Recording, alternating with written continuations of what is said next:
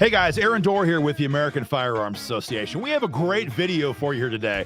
Everyone knows the Second Amendment is not about hunting. It's about stopping tyrants. But it's also used, and pretty good for using, at stopping criminals. And we love to highlight these situations where good guys use their firearm to stop violent criminals. Guys, as you know, we're not lawyers here at AFA. We fight for gun rights in the state capitals and then Congress for our members. So we're not going to give you legal advice. I'm just going to tell you what we think we would do if we were in the good guys situation. Again, guys, subscribe to our channel for more content like this.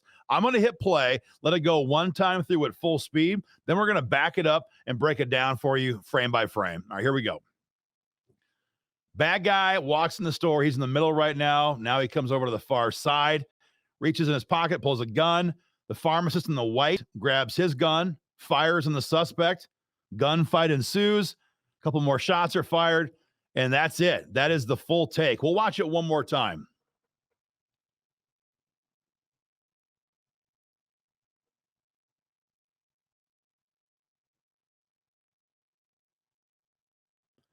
It happens fast. They always do. So let's break this down. And again, our goal here is not to criticize this pharmacy owner. Our goal is to find little ways we could improve on what he did so that we are more mentally and prepared physically if this ever, God forbid, happens to us. So here's some of the backstory here.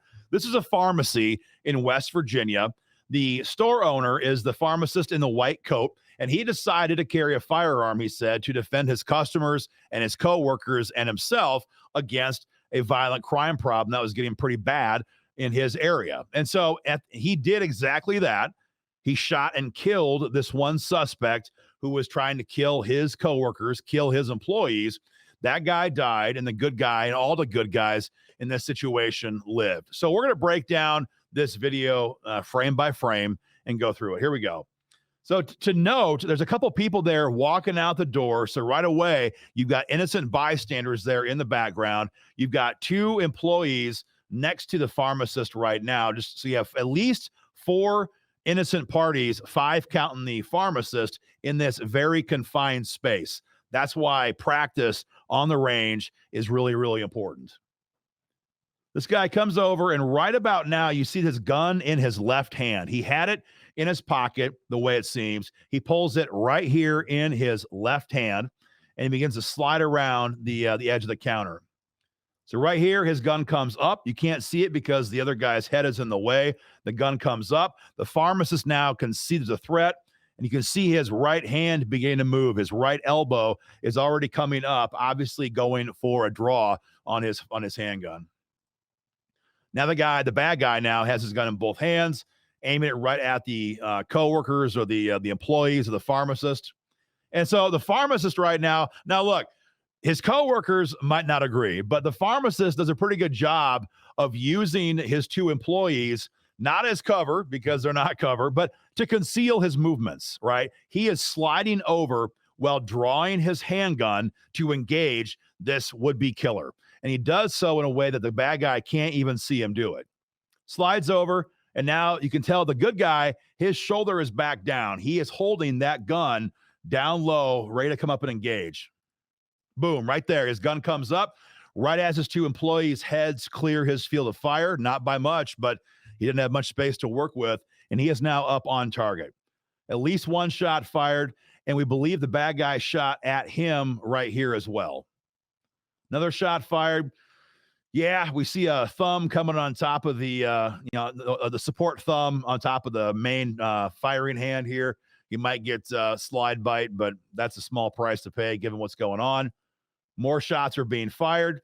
The bad guy now comes up and he aims his gun again right back at the pharmacist from around 5 feet away, and we believe he fires. The good guy fires again and again right here. Right there was his shot. And that's where the video cuts right there. So again, the outcome here was what we are hoping for. No innocent people were hurt. No employees, the store owner, the customers, they were not hurt. And again, the bad guy died on site from his wounds in this situation. There's no audio with this video. We believe that 4 shots were fired by the good guy at least, and maybe a couple more and at least a shot or two from the bad guy. So takeaways from us are pretty simple. The guy did a good job at using concealment to hide his movements, draw his handgun, and engage the threat. But something to be aware of is that these days, more than ever, criminals are not always going to simply drop if you shoot them one time.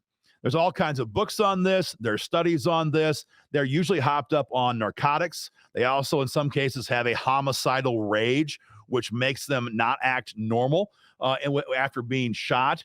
And these days, also, as is the case with a Buffalo, New York grocery store shooter from a couple of years ago, bad guys are wearing body armor.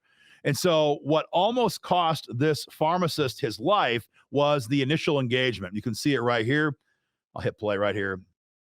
He shoots what appears to be one time, maybe two at the most.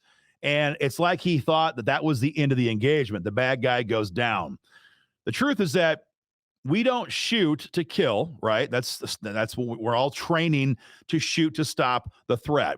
And I'm here to tell you that one shot might not stop the threat. In fact, almost in no case will one shot stop the threat. And so the pharmacist shot him. The guy went down, but he was not out of the fight. Keep watching. He draws that gun again, and he fires again from about a 5-foot distance from the pharmacist. So be aware if this ever happens to you, if it ever happens to me, that one shot might not be enough. In most cases of police shootings, far more than one shot is necessary to put down a violent criminal like this. So definitely be aware of that. The good news for the shopkeeper here is that West Virginia is a stand your ground law state. It's a castle doctrine state. Both of those laws will apply to protect him in this case. He was fine. He was not charged. Be aware, in a blue state these days, that outcome is not guaranteed. We have had multiple cases just this year alone in Manhattan where bodega store owners or parking lot attendants who were in almost the same situation as this. They were attacked by a violent armed criminal, and the good guy used a weapon to defend himself. And in both cases, they were prosecuted, or they were at least charged by the DA's office in Manhattan. Now, in both cases, the charges were dropped after a public outcry. But these days, it all comes down to what jurisdiction you're in if you're going to be charged after a use of force situation like this. One more big shout out to the pharmacist. Having these security cameras not only protects him and his merchandise from theft, from possible employee theft and things like that, it also gives clear evidence as to what happened and who drew the firearm first. And so these days, having those security cameras is a lot about site security, but it's also about legal security or avoiding legal jeopardy afterwards by having a clear account of what happened and why you used the force that you used. So a smart move on his part for lots of reasons in having these cameras. So all in all, guys, our take is pretty simple. Great job being armed. Great job seeing the threat, drawing your gun, engaging right away. He shot until the threat was down.